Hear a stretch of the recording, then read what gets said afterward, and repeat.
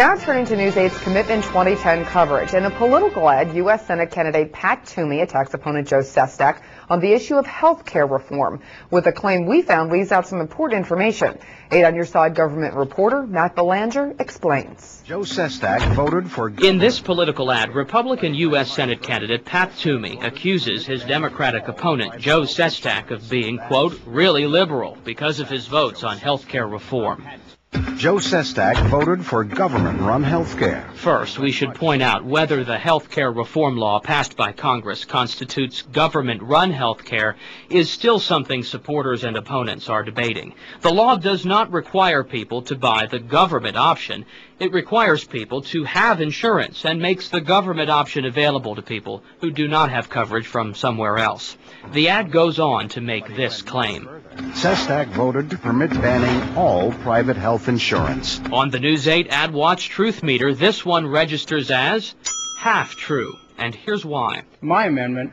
There was a push by Ohio Democrat Dennis Kucinich to amend the health care bill to allow states to ban private insurance plans if they choose by setting up a single-payer system in that state. But when that amendment was considered in committee, News 8 found Congressman Sestak actually voted no. The ad uses a different vote to support its claim, where Sestak later voted yes on the health care bill as a whole. And while Kucinich's amendment was in the 2,500-page bill during that yes vote, Sestak's campaign says he never supported banning private insurance plans, but still wanted to move the bill forward for more debate. Do you support wanting to ban private health insurance plans like that ad suggests? Congressman Toomey shouldn't say that. He knows that's a falsehood. He knows that my whole policy has been to make sure there's fair competition in the marketplace. And I voted against the amendment that tried to ban private insurance. Explain why you still voted for the bill with that amendment in there. Absolutely. There was no way to move it forward otherwise. Matt Belanger, News 8.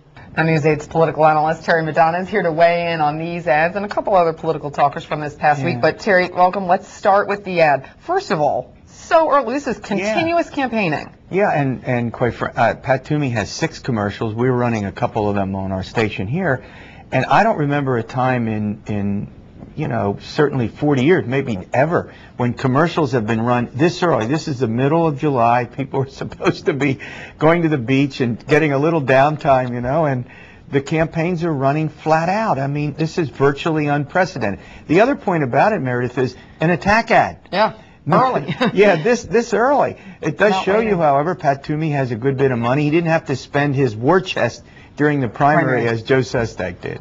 Tell us a little bit about your thoughts on the ad itself. What do you think about the claims that are made? Yeah, well, I think Matt's just dead on. I mean, one of the problems when you get a bunch of votes on a bill, and this will be brought up throughout the course of this campaign and others. Members of Congress cast a variety of votes. Sometimes they're voting to move a bill forward. Sometimes they're voting on an amendment that may or not even be that germane to the total issue. It gets complicated. And what's great about AdWatch is, whether they're our station or other stations who run them and newspapers, is that people can now see the truth behind them and weigh, you know, for themselves the veracity of the commercials. So let's talk a little bit about something else people have been talking about